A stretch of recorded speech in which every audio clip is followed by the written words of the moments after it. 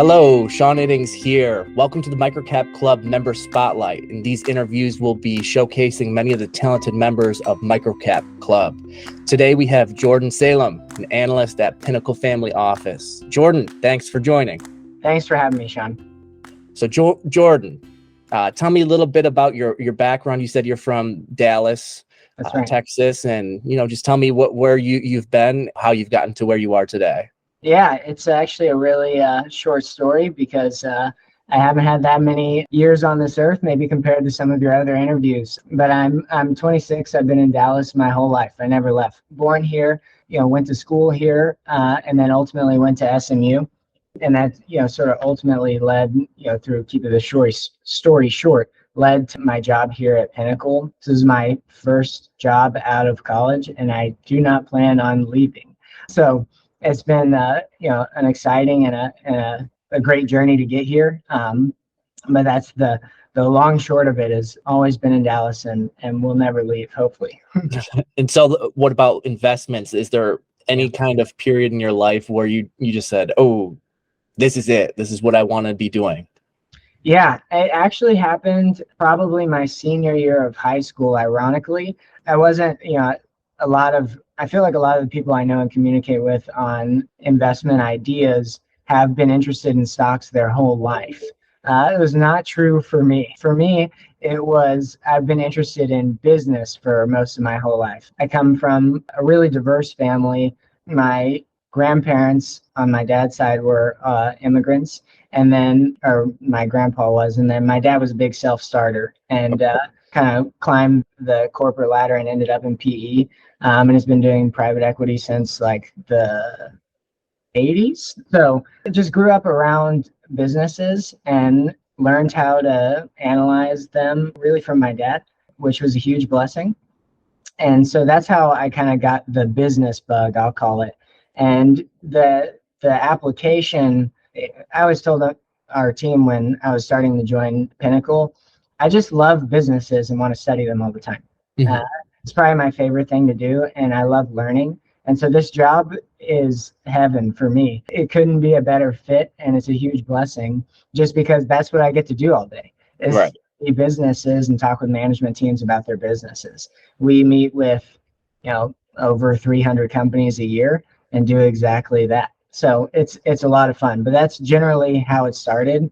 I didn't know whether or not I was going to end up on the private side or the public side. I was planning on going the IB route, the investment banking route, and I think I got a much better deal getting to work for Pinnacle Family Office. We have an awesome team here, great people, and I get to do what I love. And I got to get on the buy side early and skip some of the pain that my classmates endure in investment banking. Right. And so what about the microcaps? Like, was there a specific time that you just saw, okay, well, I've been in the business side, seeing some of the tiny companies, investing in some of the bigger ones, and then making your way downstream? Yeah, actually, it really is just a product of where I am and the fund that I'm at. So a little background on Pinnacle. It was a hedge fund for 17 years, from 94 to 2010. It did really well. It averaged 24.11 net annually with one down year in 2008, closed outside money in 2010, and became a family office. And they were all small cap growth. And so we don't have a mandate, but we pretty much just hang out in small cap land. We do some SMID, and I include microcap in there. Our sweet spot is, ironically, just shy of the MicroCapClub limit. So the 500 million range. We always say generally less than $1 billion of cap. We've owned things that have gone above it, and we currently own things that are, more SMID cappy. But generally our sweet spot is in the 100 to $1 billion range. Mm-hmm. And so we've just always played there. And I think there are a lot of great reasons for that. We try to focus on, I always simplify it into great management teams, great businesses at great prices. And I think you see that the most in small cap land. And there are less eyeballs following a lot more companies. So you have a lot more opportunities to just do good work and find great investment ideas. What about your investing strategy? Is there some bucket that you see yourself falling more into than any other one?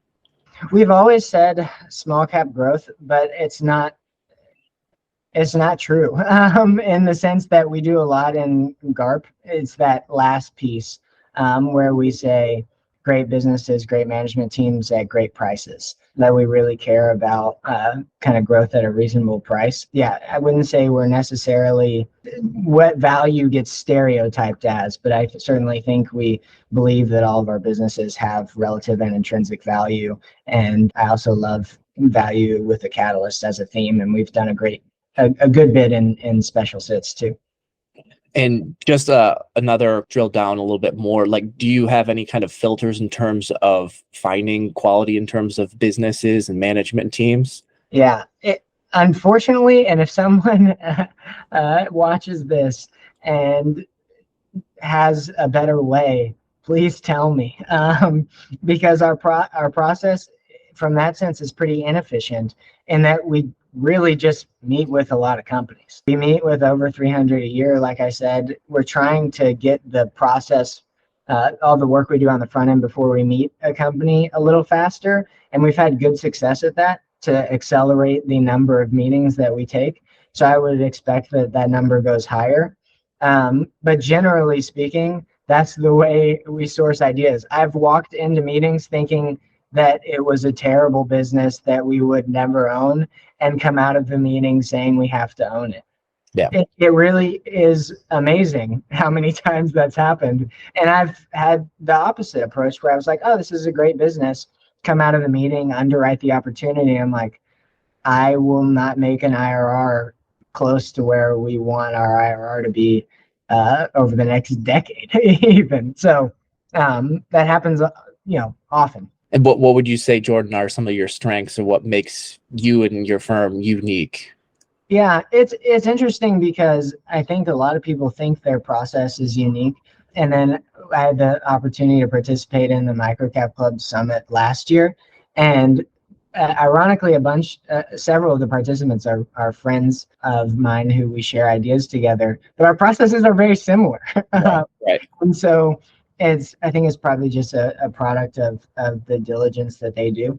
But generally speaking, I don't know if it's much of an edge, if any, but I can talk about our process and I'll let you decide how differentiated it is.